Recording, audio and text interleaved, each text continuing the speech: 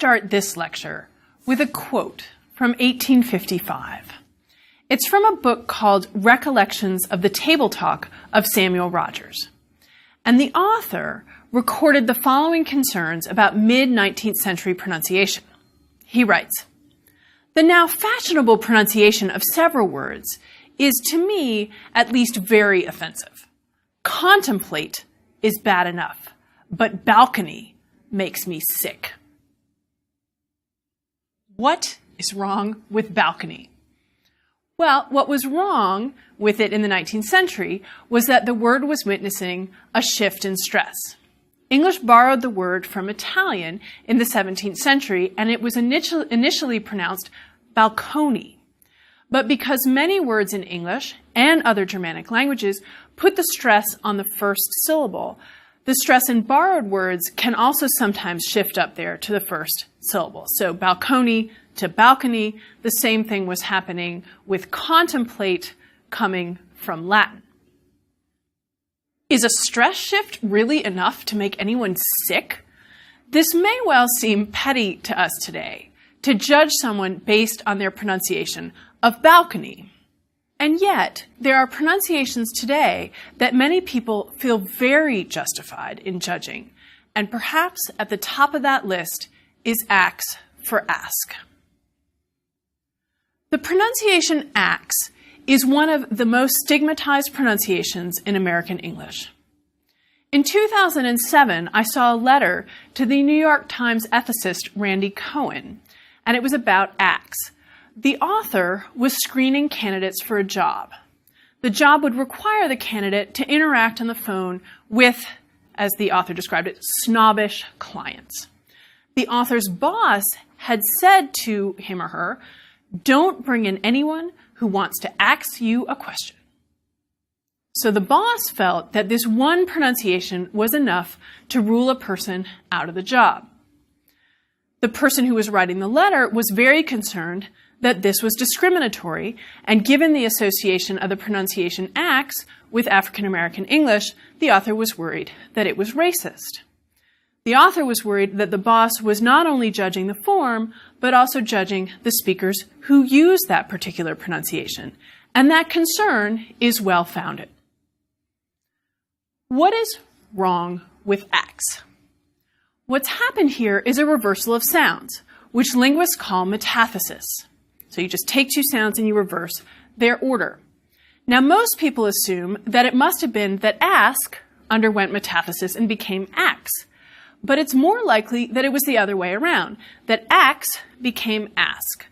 By Old English, we actually have both forms in the language, oxion and oskion. If you look at Chaucer's Canterbury Tales, he actually uses both forms. He uses axe, spelled A-X-E, and axe remained a literary form through the 16th century. So axe may well be the older pronunciation, it just wasn't the one that was standardized. And I find that when I tell people this story of how old axe is, that Chaucer used axe, that it often is unsettling to them, that it unsettles notions that certain pronunciations are clearly wrong. And I hope that that's a notion we'll be able to talk through in this lecture. Notably, there are other examples of metathesis that are not as stigmatized as axe. Many of us, when we go to the drugstore, say, "I'm going to pick up a prescription," which, of course, we're going to pick up a prescription. It was prescribed for us, but a lot of us say prescription. I have a lot of trouble with the word describing the little star. If you type, it's Shift 8. I call it an asterisk. Many of you may call it an asterisk. I really have to slow down to say asterisk. My pronunciation appears to have undergone metathesis to asterisks, and I'm not alone. Metathesis also explains historically the relationship of three and third. Third used to be thrid, which makes a lot of sense, so three thrid. Similarly, bird used to be brid. I learned about another form of metathesis when I was teaching a few years ago. I was teaching the sound system, and the students had transcribed English words into the phonetic alphabet. And one of the words they had to transcribe was larynx. And I had put the answers up on the board, and the students were looking at them, and I see a student who just looks incredibly confused. And I say, "What's the problem?" And she said, "Well, with that word," and she's pointing to larynx, she said, "That's not how I say it." And I said, "Well, how do you say it?" And she said, "Larynx." And I, being the descriptive linguist that I am, said, "No, you don't." And she said, "Yes, I do." And I said, "Really?" And she said, "I do." And I turned to the rest of the class, it's about 50 students, and I said, "Does anybody else in here say larynx?" And about 6 students raised their hands. And I've done this in subsequent semesters, and there are always students in the room who say larynx. There we see the N and the vowel shifting positions. So metathesis, the switching of sounds within a word, and speakers just seem to do this sometimes. The judgments of words that have undergone metathesis are socially constructed. And you'll notice that we pick up on some of them, something like ax and ask, but not on others, perscription, prescription. In this lecture, we'll be looking at a few different ways that the pronunciation of word changes over time. We'll also talk about people's attitudes about those changes. You will notice that equally distinctive changes are not judged equally. And it's important to note that sometimes when people are judging language, they are also judging more than language. They're judging the speakers. They're judging a group of speakers. And so we need to think about that judgments about language can be very, very powerful. As we've talked about, language is part of our identity. And when people judge our language, it can feel like, and may be true, that they are also judging us. Some people label the pronunciation nuclear as ignorant. And there's a way there that they're talking about perhaps also the speaker, that somehow this pronunciation gets wrapped up as somehow ignorant. Yet we can easily see what's happened here, that there may be some metathesis involved as the vowel and the L switch places, but then there's also the insertion of that y, nuclear. That is probably through analogy with a word like molecular, nuclear. And I have to say that if I was asked to bet money on this, I would guess that nuclear will win. We're going to see analogy again as we look at how pronunciations change. Linguists categorize pronunciation change into different processes, and that's what we'll be talking about in this lecture. One process is insertion of new sounds into words. Another is deletion of sounds in words. Then there's a process called assimilation, which is sounds becoming more like sounds near them. And finally, analogy. Then at the end of this talk, we'll talk about how vowels continue to move around in American English, as well as other varieties of English. And that we will talk about how we can account for the fact that in Michigan, I will go to the grocery store and someone will ask me, "Would you like a bag?"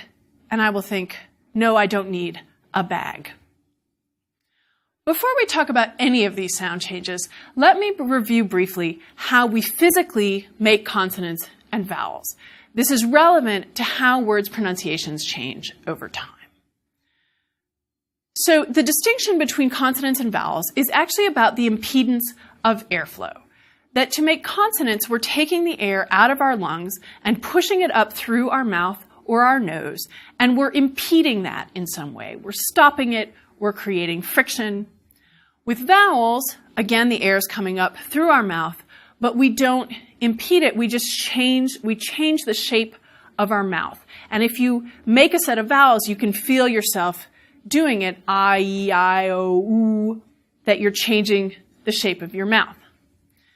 Now, within consonants and within vowels, we make other distinctions. Start with consonants.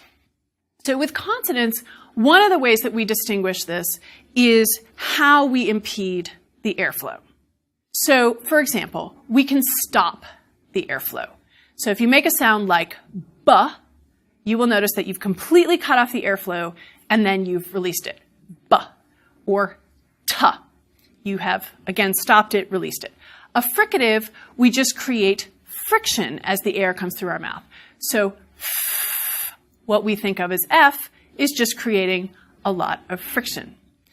Now, if you are participating with me as I make these sounds, which I hope you are, you will notice that your lips and tongue are doing different things with different consonants. So with something like B, which we call a bilabial sound, we have closed both our lips, hence bilabial, and then we've released the air. So B. And with T, we've put our tongue on the alveolar ridge. If you put your tongue on your top teeth and back it up and stop the air and release it, T, you will get a T. So part of it is about how you impede the airflow. Part of it is about where your lips and tongue are. And then there's another thing, which is voicing. And this is really about whether your vocal cords are moving or not. What do I mean? We're going to talk about the difference between B and P. If you take two of your fingers and put them on the front of your throat, for men it'll be near your Adam's apple, and you make the sound B, you will feel your vocal cords vibrating. We say that's a voiced sound. Now, if you do the same thing and say P, you will notice that they are not vibrating. That's a voiceless sound. So those are the distinctions among consonants. Vowels involve unimpeded airflow. So we alter the shape of our mouth, as well as how high our tongue is. Is it high or low? Is it front or back? And you can really feel the reality of this if you go from the vowel E to the vowel A. E-a. You can actually feel your jaw drop as you go from a high vowel to a low vowel. Now, vowels change quite often, and sometimes fairly radically, often more radically than consonants. One explanation for this is that you can think of a vowel as like a target in your mouth, and that every time you say a vowel, you're aiming at that target, and you're sort of spraying the area of that target, coming close, but rarely saying the vowel exactly the same way.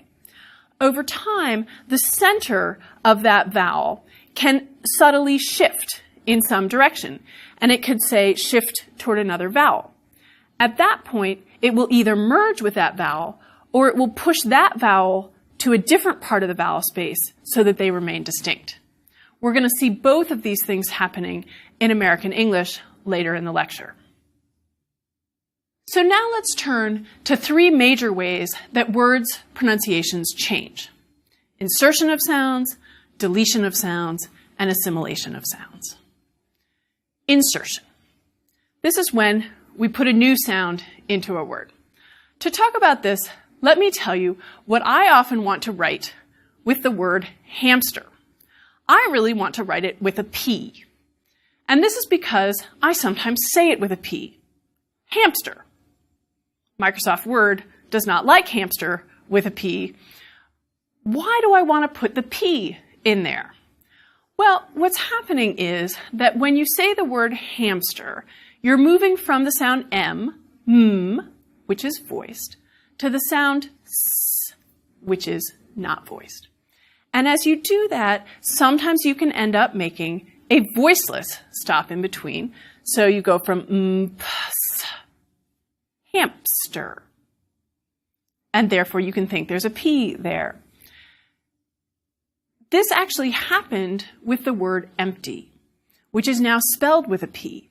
It wasn't always spelled with a P. Historically, it was spelled E-M-T-Y, but you saw the same thing happen with empty that you saw with hamster, which is that speakers sometimes said it with a P, and it then came to be spelled with a P. I don't know, maybe it will happen to hamster, that hamster will get to someday be spelled with a P. You can also hear some insertion in the word length. Even when you hear that, you can probably hear me have something, say a K in there, length, which is again me moving from a voice sound to a voiceless sound, and I get the K in that case in between. So that's insertion. Sometimes we will delete sounds from words. In American English, for example, we often delete the second syllable in laboratory. And so as I said, it's unstressed, which means that it can get lost. This doesn't happen in British English because the stress is on the second syllable, laboratory. So it's not going to get lost in pronunciation. For some speakers, the word police becomes pleece, as that vowel gets deleted and you get a consonant cluster, PL, police, in the front. In other varieties of English, you can get reduction of a consonant cluster at the end of a word. What do I mean?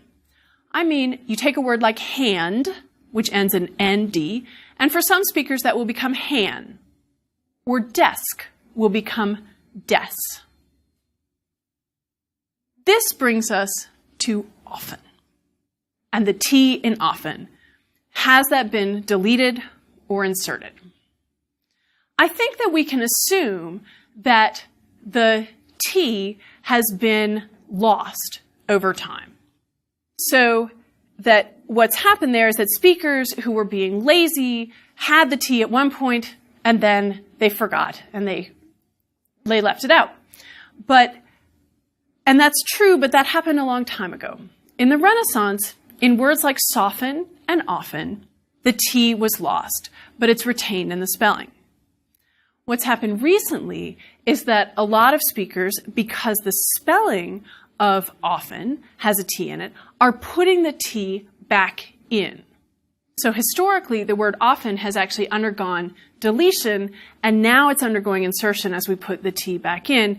And linguists sometimes call this a spelling pronunciation, where the spelling of a word influences its pronunciation.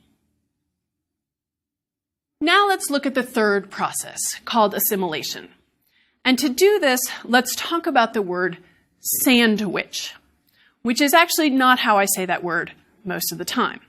Many of us delete the D in that word, and we say sandwich. Okay, but you may be thinking, I don't even say sandwich. I say something more like sandwich. And I think I say this sometimes, sandwich. Why do we say this? Well, what's happened here is that the N is becoming more like the W, which is the next sound. If you make a W, W, you'll notice that your lips come together to make the sound. The same thing happens when you make an M. Your lips come together. So the N has become an M so that it is also a bilabial sound next to the W, which is bilabial. This has happened historically. A good example of this is the Latin prefix in, meaning not. So you get in something like inarticulate or indecisive. But when in comes before a word that starts with a bilabial sound, you will get im. So improbable, immobile. It still means not, it's just that that prefix underwent assimilation. So we've now talked about insertion, deletion, and assimilation. Let me provide you an example of analogy before we turn to American vowels. Sometimes we change the pronunciation of a word to make it sound more like other words. We saw this with nuclear, which may be changing to become more like molecular. And it's happening with another word. It's happening with a word that we use to describe how tall something is. The word is height. And I say height, but many speakers now say height. Historically, we actually had the pronunciation height through Middle English, through the time of Chaucer or so, but then it was lost. It's now making a comeback. And it's making a comeback, I would guess, on analogy with words like depth, breadth, width, length, height. And again, if you asked me to bet, I would put my money on height. I sense that this is not judged especially harshly by most speakers, but it has been picked up by some more prescriptive types, as has happened with the pronunciation of the word spelled D-O-U-R, which many people want to sound like sour, and we say dour. prescriptive guides will say, no, it's doer. But I think the problem with doer is that if you say to someone, oh, she looks very doer, they may not know what you're talking about. So we've been talking about pronunciations that do and don't carry social judgments. We'll now turn to the pronunciation of vowels around the US, some of which we notice more than others. There's a merger that happened in the southern United States that linguists call the pin-pen merger. So if someone says, oh, can I use your pin for what I would call pen, we take that as an indicator that they are southern. But there's another merger of vowels that's happened that people aren't as aware of. So here are the two words. You can say them to yourself and see if you say them differently or the same. One is spelled C-O-T, and the other is spelled C-A-U-G-H-T. I say these differently. Cot, caught. But many speakers in the US say them the same way, that they say caught, caught. And a lot of people don't notice that this has happened until it's pointed out to them. I had this experience when I taught in Seattle. Most of my students had merged those two vowels. It's Western Pennsylvania and westward that we've seen the caught merger. And so I was reviewing vowels with them, and I said, well, I say these differently, caught and caught. And they said, really? You say caught? Caught?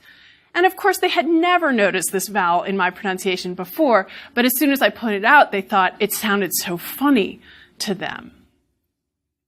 So there we have a merger of vowels. So they come together and speakers say caught, caught. I also mentioned that sometimes one vowel shifting can trigger other shifts. So one vowel moves and then other vowels move so that words will stay distinct. And this helps explain why in Michigan I will sometimes get asked if I want a bag at the grocery store. There's a vowel change happening in the Midwest that's called the Northern Cities vowel shift. It's a whole set of vowels that are moving. Let me show you what I mean. Bag, as I mentioned, has become beg. Bet has become but. But has become bought. And block has become black, as in, we took a walk around the block. Or, oh my God, where speakers in the Midwest, especially it started in cities, Chicago, Detroit, Cleveland, Buffalo, have moved these vowels. And I can tell you a funny story about the Northern Cities vowel shift. I was at a wedding in Cleveland, and it was a lovely wedding, and I'm listening, and the minister at one point says, you will notice that there are two cops on the stage. And I think, there are two cops on the stage? Why are there police officers at this wedding? And I'm looking around, and I don't see any cops. And then he picks up what I would call a cup. And I think, oh, here's someone who's going through the Northern Cities vowel shift. This is a vowel change that a good number of people notice, but they often do not realize how widespread it is or just how systematic it is that these changes are all related to each other. And these vowel changes raise an interesting question for lexicographers, as they have to decide how many alternate pronunciations to include in a dictionary for any given word. If we return to our example of often, we could ask whether you should put in both pronunciations, often and often. The American Heritage Dictionary includes both often and often with no judgment, just noting that many people now pronounce often with a T. If we return to doer, dour, should both pronunciations appear in a dictionary? Again, we turn to American Heritage. American Heritage does include both and adds a usage note saying that the word traditionally rhymes with tour, doer, but the variant pronunciation, and here I quote, must be considered acceptable, even though only 33% of the usage panel preferred that variant. So there you see the editors, to some extent, contradicting the usage panel. The American Heritage does not include AXE under ask. They actually give it a separate entry in the dictionary, spelled AXE, and note that it's a non-standard pronunciation of ask, and include a usage note about how the pronunciation is often associated with African American English, and then giving its history back to Chaucer. American Heritage also addresses the pronunciation height, noting that 90% of the usage panel disapproves of the new pronunciation of height as height. Now, I was not on the panel the last time they asked about that pronunciation. I have to say, I probably would have said that it is at this point becoming acceptable. The usage panel's 90% disapproval rate of height, I really don't think is going to necessarily stop that pronunciation. In 100 years or so, the disapproval of height may seem as quaint to us as the disgust at balcony in the 19th century. Some might say, but with height, the pronunciation won't correspond with the spelling. But I have to say, that hasn't stopped us before. If you think about a word like colonel, which is spelled with an L and said with an R, we are willing to accept spellings that don't correspond with pronunciation, and we will return to that. So, to wrap things up, pronunciations of words are changing subtly and not so subtly all around us. Often it involves vowels, but consonants can also get in the game too. Some of these changes happen below the radar, as I've mentioned, prescription, caught. Others get judged, like the pronunciation axe for ask. And I think that knowing more about the history of these forms, knowing the long history of axe that's been in the language and was used by authors like Chaucer, it was used as a literary form, can help remind us that there's nothing inherently wrong with non-standard pronunciation. It asks us to step back and pose the question, why do people judge that pronunciation so severely? Who is getting judged? Is that fair? Based on the swapping of two consonants? These are just the kinds of questions that I think we should be asking ourselves about the variation that we hear in the language. It's important to remember that variation is part of any living language, that when you have a living language, you're going to have different speakers speaking in different ways. That can be regional, and we know that some pronunciations are linked to regions, for example, in the US.